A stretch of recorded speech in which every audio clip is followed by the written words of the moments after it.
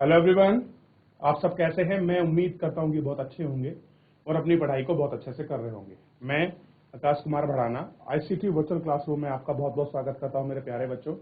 जैसा आपको पता है 8th क्लास है हमारी, और 8th क्लास में देख रहे हैं हमारे अतीत थर्ड जो हमारी पुस्तक है उसी का सेकेंड चैप्टर आज हम लोग आपका शुरू करने जा रहे हैं। और सेकेंड चैप्टर है व्यापार से साम्राज्य तक कंपनी की सत्ता स्थापित होती है। यानी कि सिंपल समझिए, एक भारत में एक व्यापारिक कंपनी आती है, क्लियर है, और व्यापारिक कंपनी भारत में एंटर करती है आपका 1757 में बहुत बड़े लेवल पर अपना ट्रेड आपका शुरू करती है, ठीक। और वो दौर था 1757 का जब उसने भारत में शासन करना शुरू किया।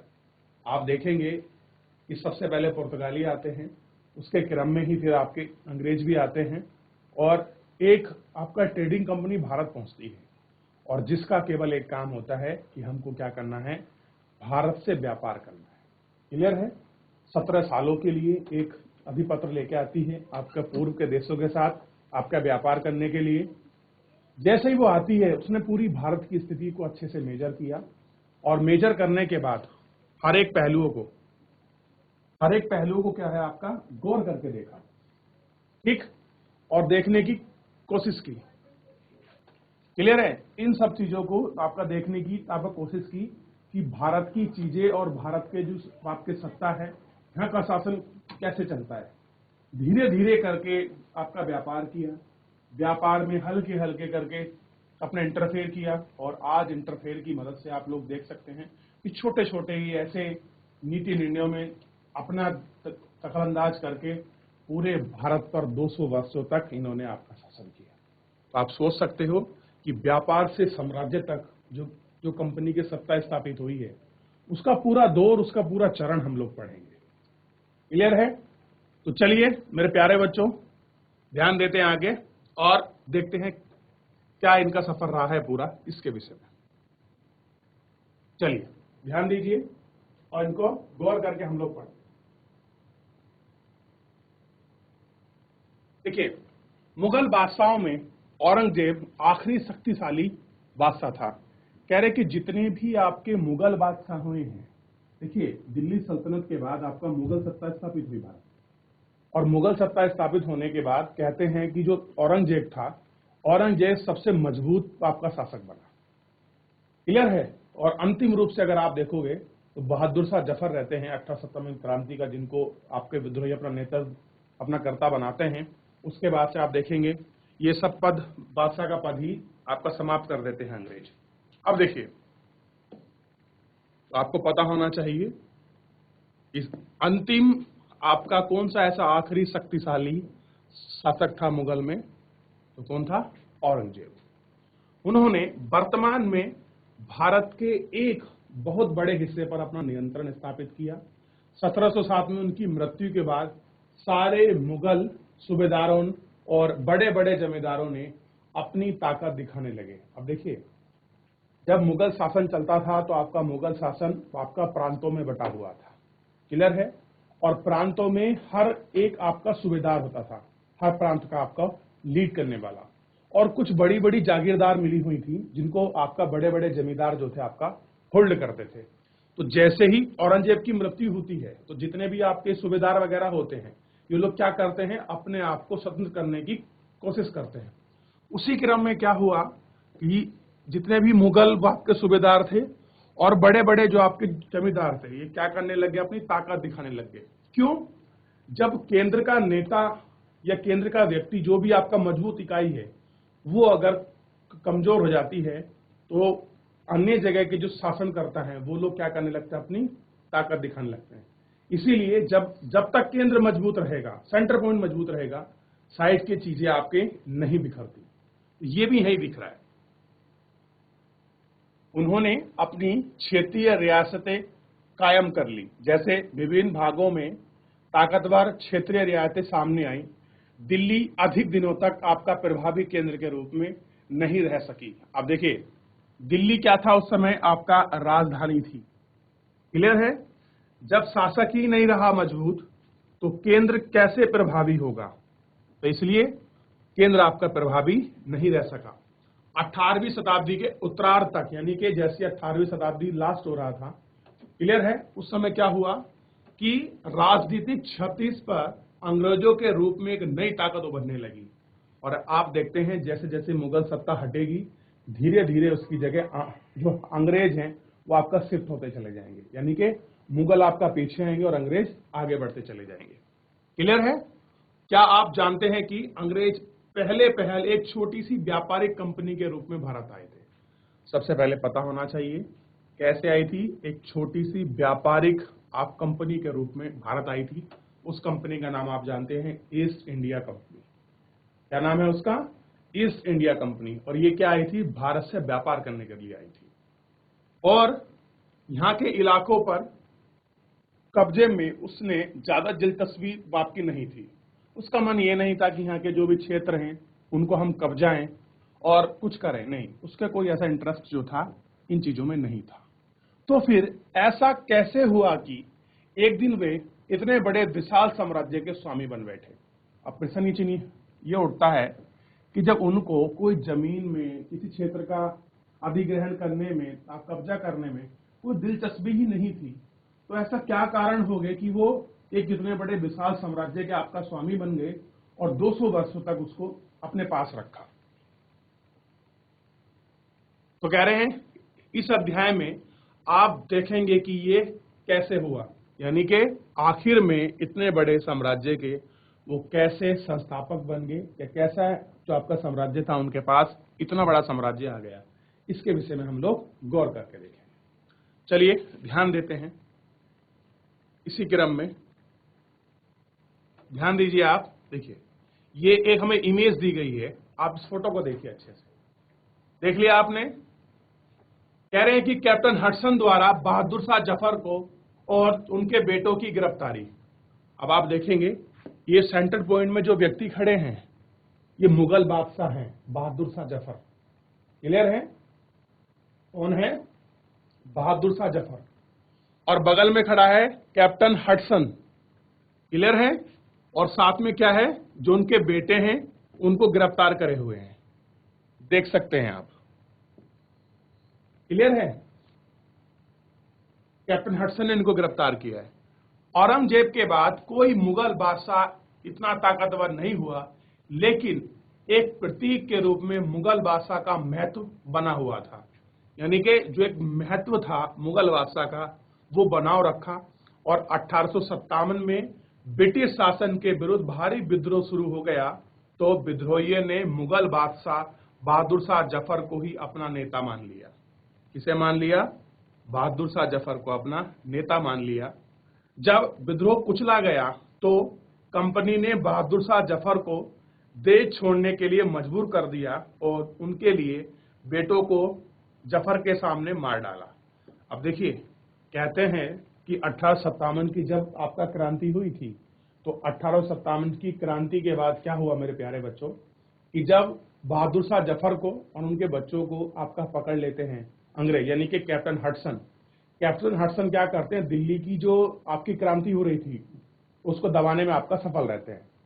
जैसे इनको पता चलता है कि ये सारा आपका षड्यंत्र में मुगल बादशाह बहादुर शाह जफर का भी योगदान है, क्योंकि उस समय मुगल बादशाह बहादुर शाह जफर क्या था, एक केवल ब्रिटिश का पेंशन भोगी था, यानी कि उसको वार्षिक रूप में आपका कुछ पेंशन मिलती थी अंग्रेजों के द्वारा, क्योंकि वो नहीं चाहते थे किसी भी प्रकार से कि हमको भारत में आपका विद्रोही जनता का आपका सामना करना पड़े।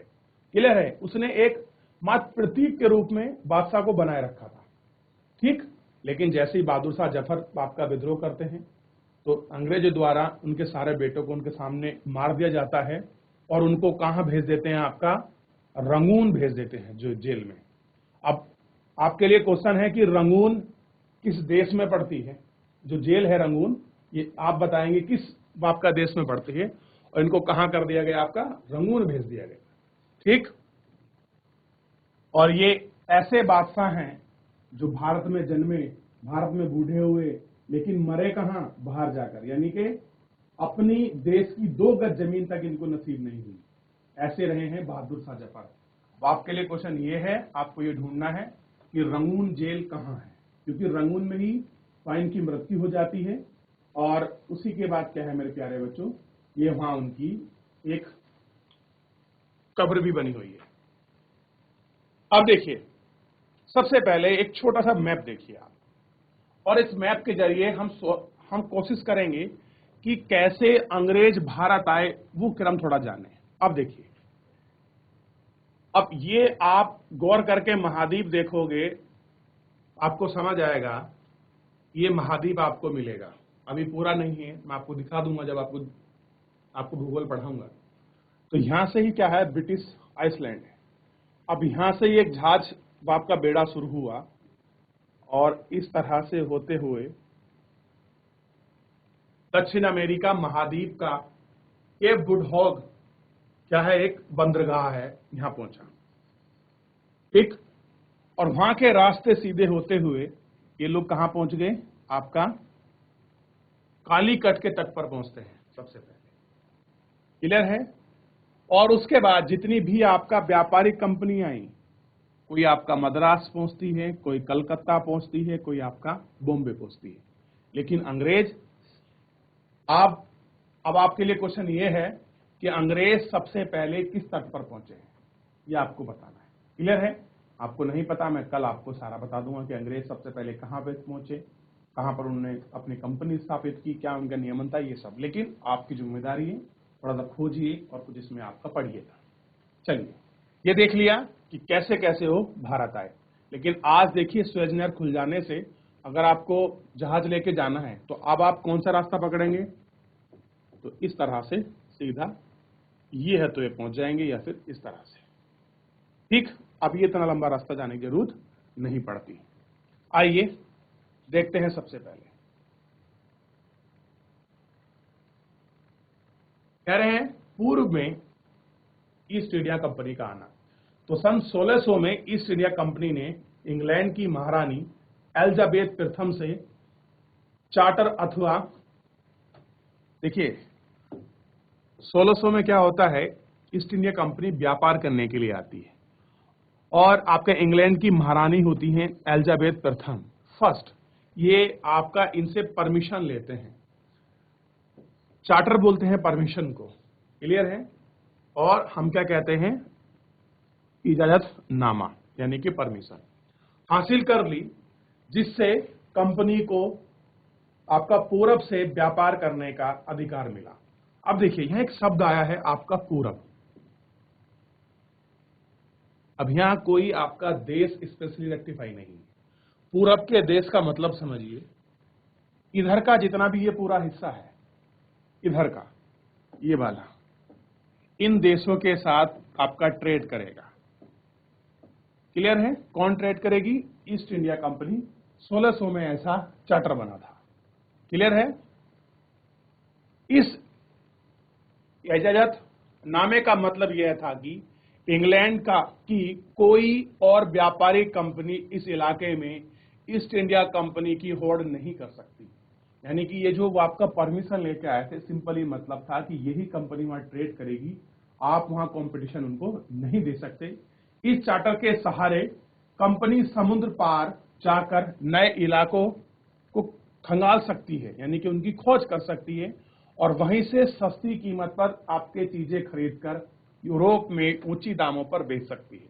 यानी कि मेनली मंशा क्या थी उनका, कि वो सस्ते दामों पर आपका चीजों को आपका खरीदेंगे, उन चीजों को खरीद कर कहां लाएंगे, यूरोप लाएंगे, और यूरोप में क्या करेंगे, उनको ऊंचे दाम में बेचेंगे। और ट्रेड का नियम क्या होता है, व्यापार का, कि आप सस्ती चीजों को खरीदें और महंगे में बेचें, यही आपका ट्रेड है। या फिर आप महंगी में खरीदें और सस्ते में बेचें, और ये कोई ट्रेड होता है? नहीं।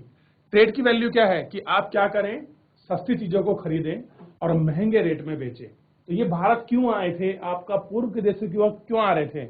इनका सिंपल मतलब था कि हम पूर्व के देशों के साथ व्यापार करेंगे तो वहां से हम सस्ती चीजें खरीदेंगे और उनको यूरोप में लाके हम उनको बेचेंगे। अब देखिए, भारत में आते हैं तो भारत में ये मसालों का ट्रेड करते हैं, क्योंकि यूरोप में बहुत ज्यादा आपका ठंड पड़ती है और मसाले जो हैं खाने में जो होते हैं गर्म होते हैं, उनकी तासीर।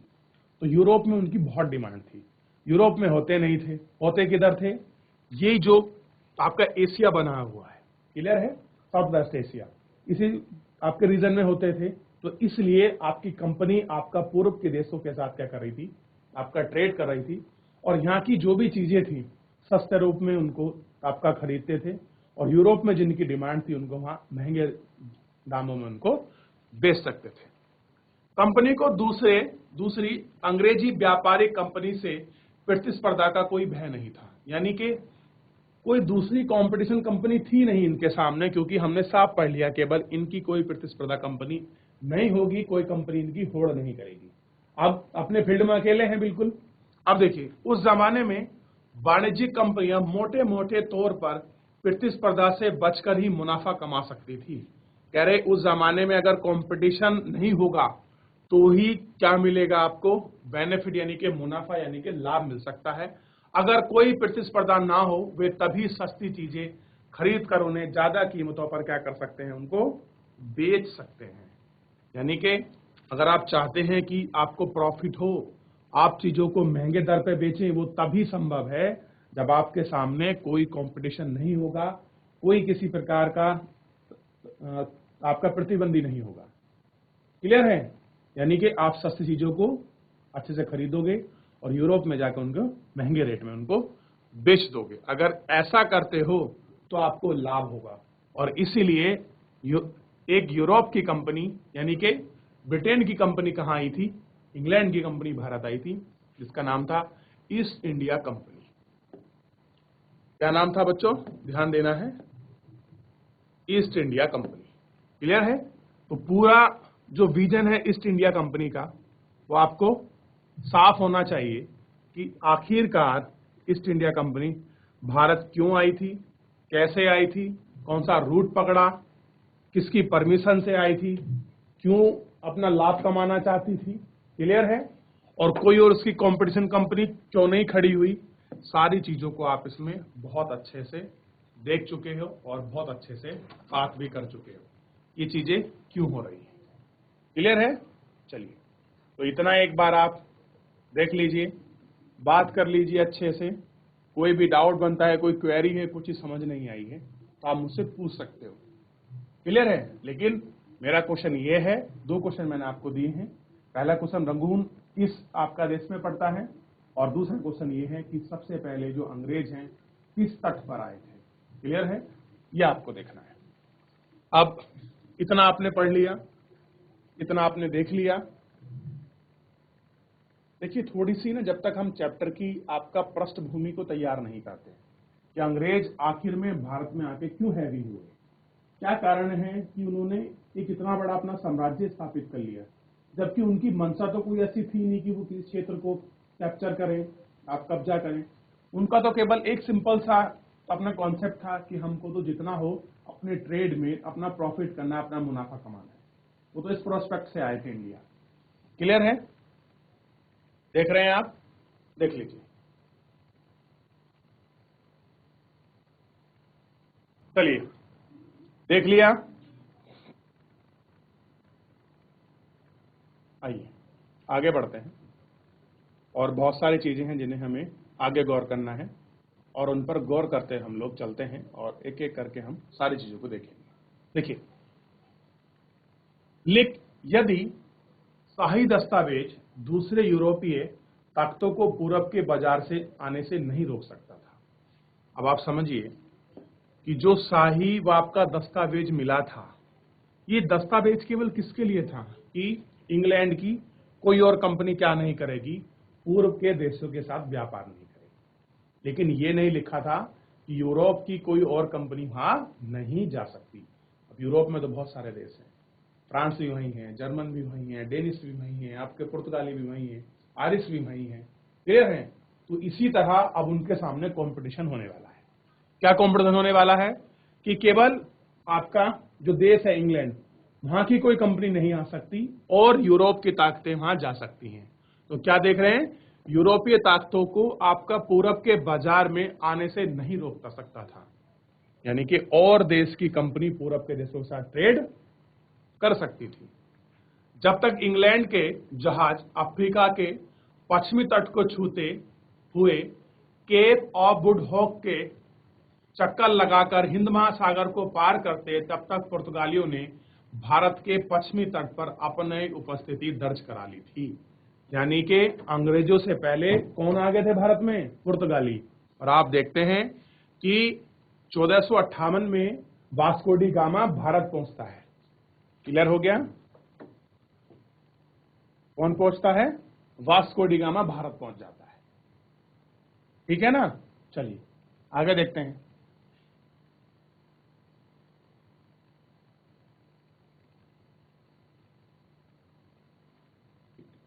क्या हुआ?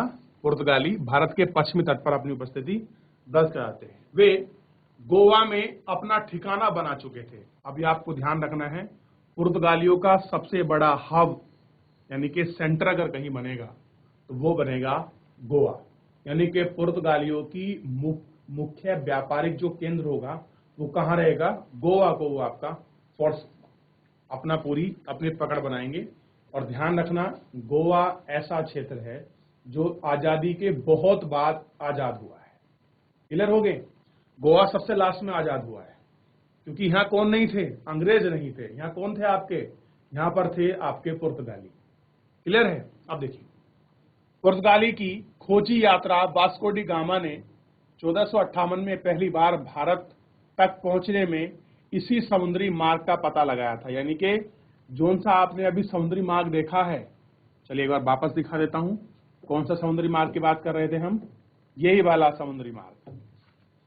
इस तरह से ये पूरे रीजन से होते हुए, क्लियर है? इसी मार्ग की खोज की थी वास्को डी गामा ने।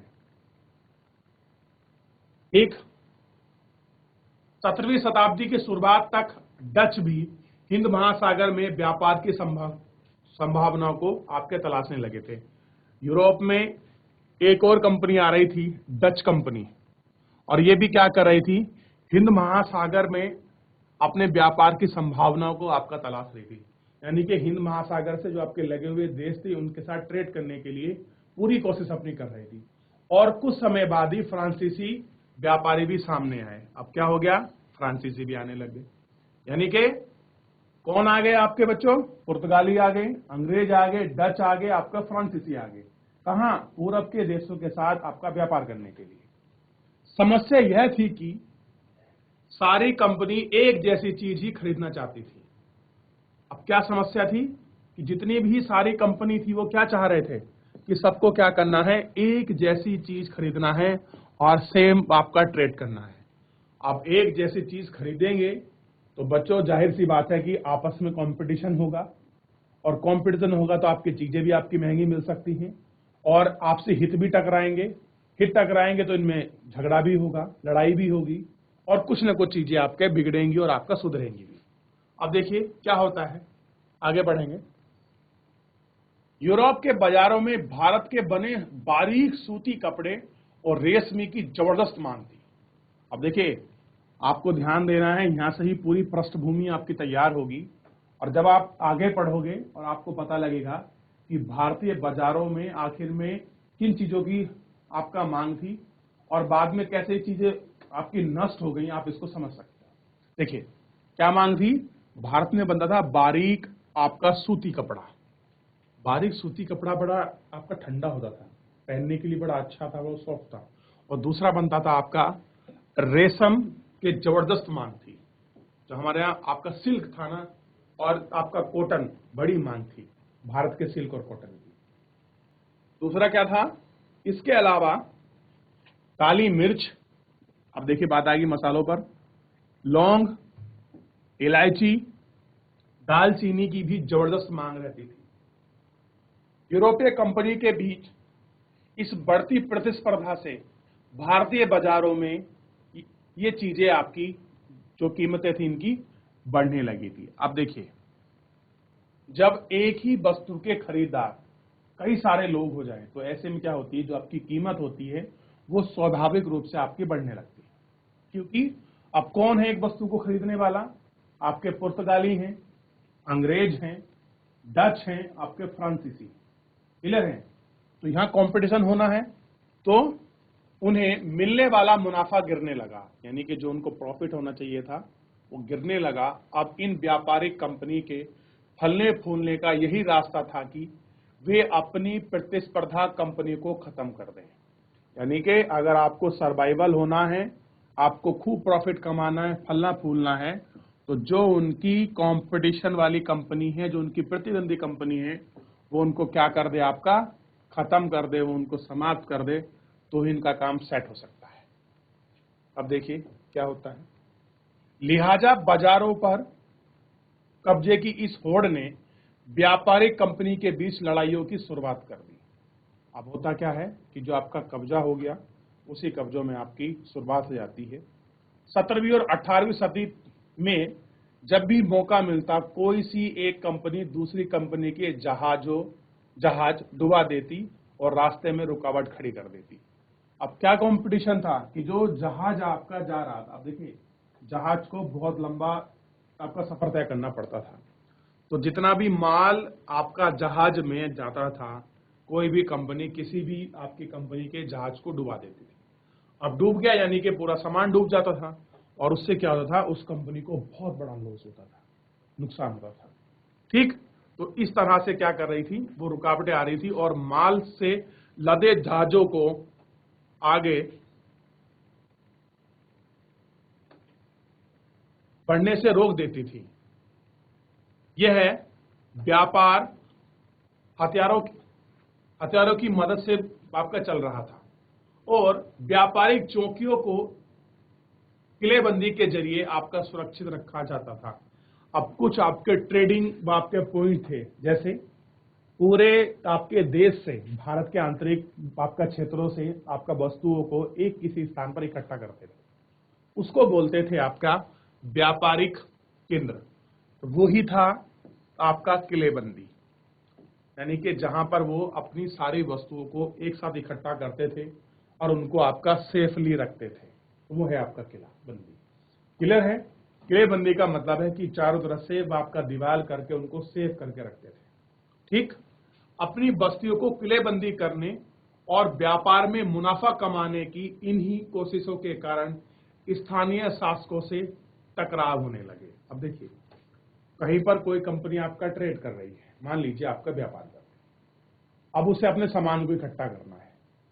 जब आपके सामान को इकट्ठा करना है तो उसके लिए आपका कुछ ना कुछ मकान वगैरह बनाने पड़ेंगे सेफली, जहाँ अपने सामान को रख सके। फिर उसके लोग भी पास पड़ोस में रहेंगे, तो जिस भी वो क्षेत्र में रहते थे, उस पूरे क्षेत्र को एक आपका किले के रूप में बंद कर लेते थे। क्या कर लेते थे? एक पूरा किले के रूप में बंद कर देते थे अपनी बस्ती को। और जैसे ये बंद करते थे, बस ये बंद करने का कारण ही जो भी स्थानीय शासक था, जो भी कोई आपका लोकल राजा होता था, उसी के साथ क्या था, उनके जो हित थे वो आपके टकराने लगते थे, यानी शासक से उनकी बैर सूझ जाती।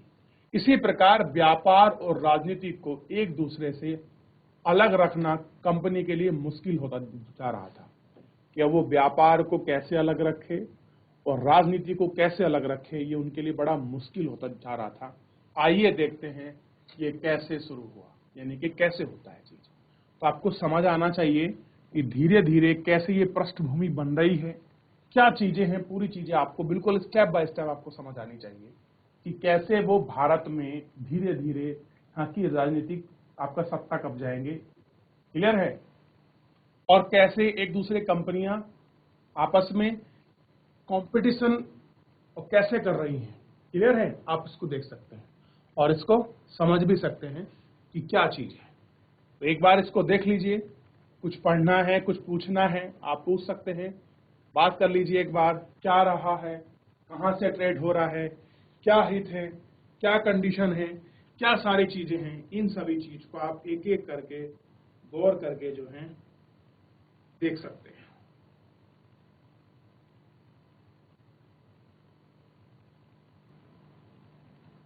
आगे बढ़ते हैं। तो आप देखिए किस तरह से एक आपका ट्रेडिंग कंपनी भारत में कैसे इतने बड़े क्षेत्र को कब्जाएगी, कैसे वहां सत्ता अपनाएगी, ये सब हम आपका जो है इसी चैप्टर में आपका देखेंगे। और आप देख रहे हैं कि कैसे कैसे कंपटीशन शुरू हो रहा है और कैसे कैसे आपके चीजें बढ़ रही हैं। अब देखिए अगली इसमें यूनिट चलेगी, ईस्ट इंडिया कंपनी बंगाल में व्यापार शुरू करती है। तो सबसे पहले अगर आप देखेंगे कि क्या होगा, ईस्ट इंडिया कंपनी का सबसे पहला अगर कोई आपका ट्रेडिंग पॉइंट बनेगा तो वो कौन सा बनेगा, बंगाल। और पहली फैक्ट्री 1651 में आपके हुगली नदी के तट पर लगाएंगे, इंग्लिश फैक्ट्री लगेगी वहां पहली। क्लियर है? तो इन्हीं सभी चीजों को हम लोग गौर करके जो है नेक्स्ट लेक्चर में पढ़ेंगे, अच्छे से इनको गौर करके देखेंगे चीजों पर। तो मेरे प्यारे बच्चों, फिलहाल आज जो मैंने आपको पृष्ठभूमि बनाई है, एक बार थोड़ा सा घर जाके इसको रिवीजन कर लीजिए, एक बार देख लीजिए, कुछ दो चार चीजें और पढ़ लीजिए दाएं बाएं से। क्लियर है? ताकि आपको पूरी स्टोरी आपके माइंड में मेकअप हो जाए, क्योंकि जब तक हम चैप्टर को आपका स्टोरी रूप में नहीं पढ़ते हिस्ट्री को, तो हमको समझ नहीं आती। क्लियर है? तो मेरे प्यारे बच्चों, फिलहाल आज के लिए इतना ही, मिलते हैं नेक्स्ट लेक्चर में। धन्यवाद।